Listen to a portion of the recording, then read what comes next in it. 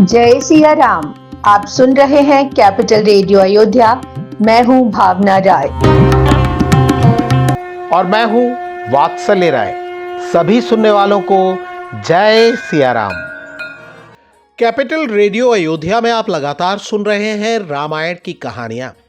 आगे बढ़ने से पहले हम आपको बता दें कि हमेशा की तरह इस कार्यक्रम में भी आप मंदिर मुकुट मुखारविंद गोवर्धन के सेवायत कृष्णा भारद्वाज से सुनेंगे रामचरितमानस का एक अंश। रामायण का अर्थ है रामकायन, यानी भगवान श्री राम की यात्रा। ये वो यात्रा पथ है जिस पर बढ़ते हुए राजकुमार राम मर्यादा पुरुषोत्तम भगवान हो गए। पिछले अंक में हमने आपको सीता जी के धनुष यज्ञशाला पहुंचने की कथा सुनाई। अगर आपने वो एपिसोड नहीं सुना है तो हमारे YouTube चैनल और Facebook पेज पर जाकर सुन सकते हैं। उसका लिंक भी हम डिस्क्रिप्शन बॉक्स में साझा कर रहे हैं। अब आगे की कथा। गोस्वामी तुलसीदास जी महाराज कहते हैं, तब बंदी जन जनक बुलाए, बिरदा बलि कहत चली आए, कह नृपु जाय कहु पन मोरा, चले भाट ही हर्ष न थोरा। सभी राजाओं ने अपना स्थान ले लिया। तब महाराजा जनक ने बंदी जनों यानी भाटों को बुलाया और उनसे कहा कि सभी राजाओं को उनके प्रण की जानकारी दी जाए। बोले बंदी बचन बर, सुनहु सकल महिपाल, पन विदे कर कहे हम, भुजा उठाई विशाल। हे राजाओं, हम आपको विदेह यानी महाराजा जनक के प्रण की जानकारी देते हैं। अगर राजाओं की भुजाओं का बल चंद्रमा है तो शिव जी का ये धनुष राहु है। सब जानते हैं कि ये भारी है, कठोर है। रावण बानु महाभट भारे, देख सरासन गवहीं सिधारे। रावण और बाणासुर जैसे महाभट योद्धा भी इसे देखकर चुपचाप चले गए। उठाने की बात तो दूर, उन्होंने इसे छुआ तक नहीं। सोई पुरारी को दंड कठोरा, राज समाज आज जोई तोरा। त्रिभुवन जय समेत बैदेही, बिनहि विचार बरई हटते ही। भगवान पुरारी यानी शिव जी के उसी कठोर धनुष को आज इस राज समाज में जो कोई तोड़ेगा, जानकी जी बिना विचार के उनका वर्ण करेंगी। राजा जनक जी के प्रण को सुनकर सभी राजाओं के मन में अभिलाषा जाग गई। जिन राजाओं को अपनी वीरता पर अभिमान था वो तमतमाकर उठे और अपने इष्ट देव को सिर नवाकर धनुष के करीब चले। तमक ताक तक शिव धनु धरही, उठई न कोटि भांति बल करही। उन्होंने तम तमाकर शिव जी के धनुष की ओर देखा, उसके बाद उसे पकड़ा। फिर वो उसे उठाने के लिए जोर लगाते, पूरी ताकत झोंक देने के बाद भी वो धनुष टस से मस नहीं होता। जिन राजाओं के पास कुछ विवेक था वो धनुष के पास गए भी नहीं। तमक धरहि धनु मूढ़ नृप, उठई न चलई लजाई। मनहु पाई भट बाहुबल, अधिकु अधिकु गुरु आई। बल के अभिमान में मूर्ख बने राजा जोर लगाकर धनुष को पकड़ते हैं और जब वो उठता नहीं तो लाज के मारे चले जाते हैं। देखने वालों को ऐसा लग रहा था मानो वीर राजाओं की भुजाओं का बल पाकर शिव जी का धनुष और ज्यादा भारी होता जा रहा है। लेकिन कई राजा ऐसे भी थे जो हार कर भी हार मानने को तैयार नहीं थे। गोस्वामी तुलसीदास जी महाराज कहते हैं, भूप सहस दस एक ही बारा, लखे उठावन टरई नटारा। डगई न शंभु सरासनु कैसे, कामी बचन सती मनु जैसे। ऐसे 10,000 राजा एक ही बार में धनुष को उठाने की कोशिश करने लगे, तब भी शिव जी का वो धनुष जरा भी नहीं हिला। शिव जी का धनुष मानो सती स्त्री के मन जैसा था, जो कामी पुरुष के वचन से कभी अस्थिर नहीं होता है। अपनी वीरता के अभिमान में डूबे राजा हंसी का पात्र बनते जा रहे थे। वो शिव जी के धनुष के हाथों अपनी कीर्ति वीरता सब गंवाते जा रहे थे। सभी राजाओं के मुंह से कांति जाती रही। नृपन बिलो के जनक अकुलाने, बोले बचन रोष जनुसाने। धनुष यज्ञ में आए राजाओं की ऐसी स्थिति देखकर महाराजा जनक का मन अकुलाने लगा। वो क्रोधित हो उठे। दीप दीप के भूपति नाना, आए सुन हम जोपन उठाना। देव धनुज धरि मनुज शरीरा, विपुल वीर आए रणधीरा। मेरे प्रण को सुनकर कई द्वीपों के राजा यहाँ आए हैं। देवता और राक्षस भी मनुष्य के रूप में आए हैं। खुद को भारी वीर समझने वाले रणधीर भी यहाँ आए हैं। लेकिन लगता है कि ब्रह्मा जी ने उस कुंवर को रचा ही नहीं है जो धनुष भंग कर कीर्ति और मनोहर कन्या को प्राप्त करे।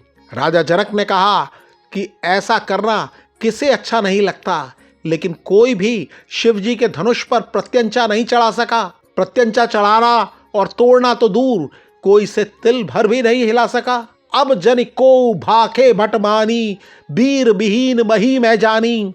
अपनी वीरता पर अभिमान करने वाले किसी राजा को अब नाराज नहीं होना चाहिए।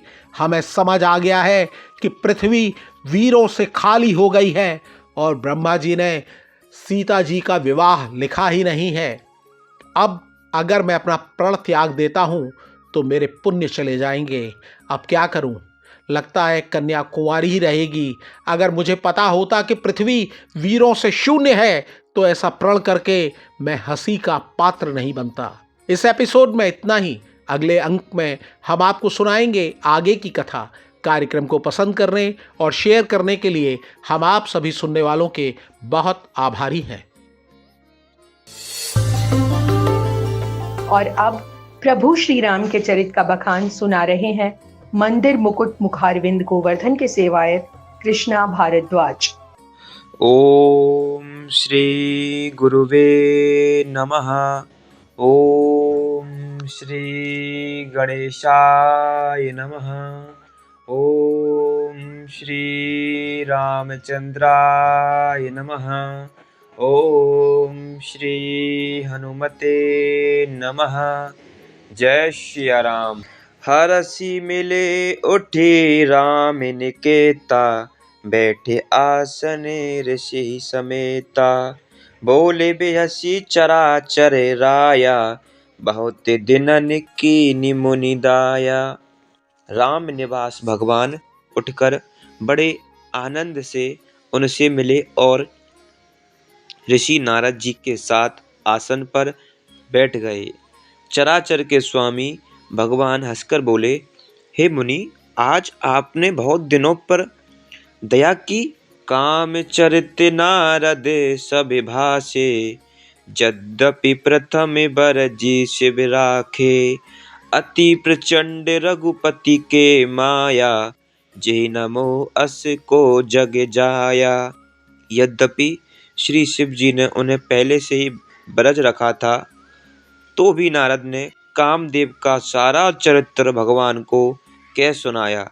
श्री रघुनाथ जी की माया बड़े ही प्रबल है। जगत में ऐसा कौन जन्मा है जिसे वह मोहित ना कर दे। रूखे बदन करि बचन मृदु, बोले श्री भगवान। तो मेरे सुमिरन ते मिटई, मोह मारे मध्यमान। सियावर राम जय जय राम, मेरे प्रभु राम करो कल्याण। मंगल भवन अमंगल हारी, द्रबहु दशरथ अजिर बिहारी। दीन दयाल विरिदु संभारी, हरौ नाथ मम संकट भारी। जय राम जय जय राम, सिया राम जय जय राम। भगवान रूखा मुंह करके कोमल वचन बोले, हे मुनिराज, आपका स्मरण करने से दूसरों के मोह, काम, मद और अभिमान मिट जाते हैं। फिर आपके लिए तो कहना ही क्या है। सुनु मुनि मोहोई मन ताके, ज्ञान विराग हृदय नहीं जाके। ब्रह्मचर्य व्रत रति मति धीरा, तुम हई की करई मनोभव पीरा। हे मुनि सुनिए, मोह तो उसके मन में होता है जिसके हृदय में ज्ञान वैराग्य नहीं है। आप तो ब्रह्मचर्य व्रत में तत्पर और बड़े धीर बुद्धि हैं। भला कहीं आपको भी कामदेव सता सकता है। नारद कहेउ सहित अभिमाना, कृपा तुम्हारी सकल भगवाना। करुणा निधि मन दीख विचारी, और अंकुर गर्भ तरु भारी। नारद जी ने अभिमान के साथ कहा, भगवान यह सब आपकी कृपा है। करुणा निधान भगवान ने मन में विचार कर देखा कि इनके मन में गर्व है कि भारी वृक्ष का अंकुर पैदा हो गया है। बैगिसो में डारी हूँ उखारी, पने हमारे सेवक हितकारी। मुनि कर हित मम कौतुक होई, अवसि उपाय करबि मैं सोई। मैं उसे तुरंत ही उखाड़ फेंकूंगा, क्योंकि सेवकों का हित करना हमारा प्रण है। मैं अवश्य वह उपाय करूंगा जिससे मुनि का कल्याण और मेरा खेल हो। कैपिटल रेडियो अयोध्या के इस अंक में इतना ही। आपको ये पॉडकास्ट कैसा लगा हमें ज़रूर बताएं। अपने सुझाव और फीडबैक हमें ईमेल करें। ईमेल का पता है capitalradioayodhya@gmail.com। अगर आप ये एपिसोड अपने दोस्तों और करीबियों के साथ शेयर करते हैं तो हमें खुशी होगी। अगली मुलाकात तक जय सिया राम।